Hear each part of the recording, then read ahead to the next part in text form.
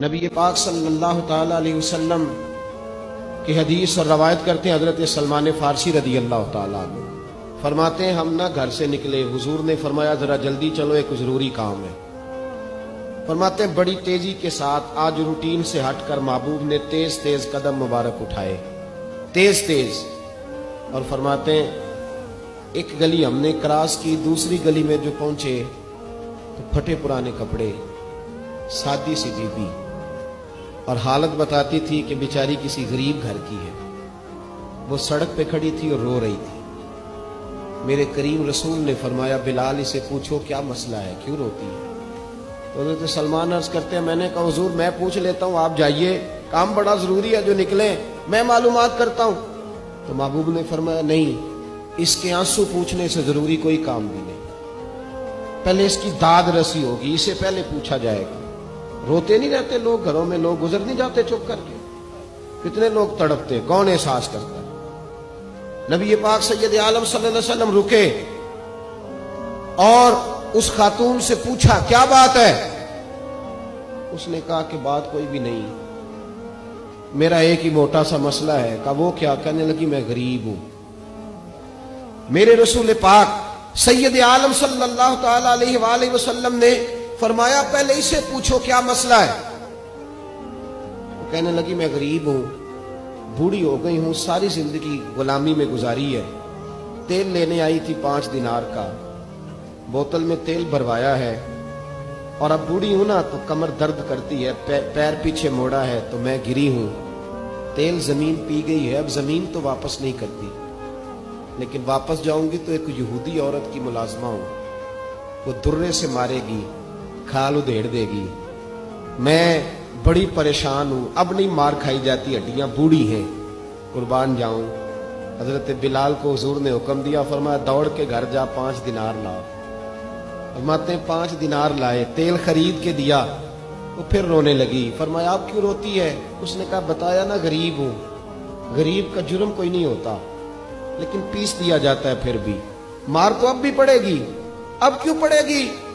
اور اس کرنے لگی محبوبہ مار اس لیے پڑے گی کہ دیر سے کیوں آئی ہے۔ تو میرے کریم رسول اور وہ بی بی حضور ابھی آئے ہیں مدینہ طیبہ، حضرت سیدنا بلال حبشی رضی اللہ تعالیٰ عنہ فرماتے ہیں میرے نبی پاک نے فرمایا بی بی چل میں تیرے ساتھ چلتا ہوں، گویا اللہ کی ساری رحمتیں اس کے ساتھ ساتھ چلنے لگی، اور آگے آگے نہیں، ساری کتابیں پڑھ لو، وہ پھٹے پرانے کپڑوں والی بی بی آگے آگے اور اللہ کے کریم رسول پیچھے پیچھے، ساری گلیاں اس نے پھرائی، مدینے کی صحرا آ گیا، ایک دروازے پہ دستک دی، سے مالکن آئی، وہ بی بی بعد میں کہتی ہے میں بھی بڑی ڈاڈی تھی، طاقت ہی نہیں تھی میرے سامنے کو کھڑا ہو سکے، لیکن جب میں باہر نکلی تو میں نے نور کے حالے میں لپٹی ہوئی ایک عظیم ہستی کو دیکھا۔ فرماتے محبوب کے گورے چٹے رنگ کے اوپر کالی زلفیں اور محبوب پاک کی مقدس آنکھیں، جب تک بات کرتے رہے نظریں زمین پہ جھکی رہی۔ شرم و حیا والے رسول نے بڑے میٹھے، بڑے دھیمے، بڑے خوبصورت لہجے میں کہا، بریلی کے امام فرماتے ہیں نیچی نظروں کی شرم و حیا پہ درود، بڑے دھیمے لہجے میں فرمایا تیری نوکرانی ہے تیری؟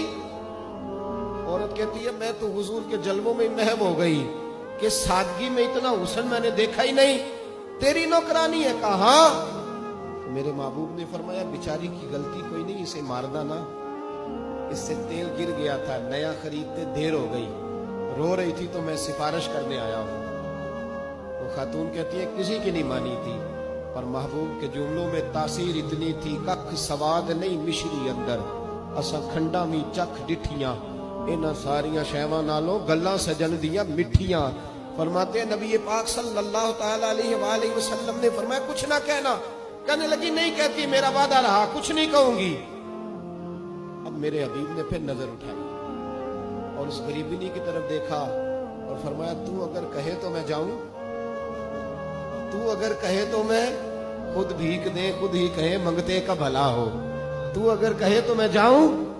اس نے خراج پیش کیا تو چند آنسو گرائے، کہنے لگی محبوبہ جیسے بندہ نوازی۔ حضور نے رخ پھیرا، حضرت بلال کہتے میں پیچھے رہ گیا تو وہ دونوں بیویاں دوڑ کے میرے پاس آئی، کہنے لگی بتا تو صحیح ہے کون؟ یہ بتا تو صحیح کون تھے؟ تو حضرت بلال کہنے لگی تم نہیں جانتے؟ جناب بلال فرمانے لگے یہی تو ہیں جنہیں اللہ نے سچا رسول بنا کے بھیجا ہے۔ بیبیاں دوڑ کے آئی، کہنے لگی محبوبہ دروازے تک آئے ہو تو خالی تو نہ لوٹاؤ، مہربانی فرماؤ ہمیں بھی کلمہ پڑھا دو۔ ڈاکٹر ہارون کہتے ہیں وہ بیبیاں وہاں کلمہ پڑھ رہی تھی اور میں حدیث پڑھ کے کلمہ پڑھ رہا تھا۔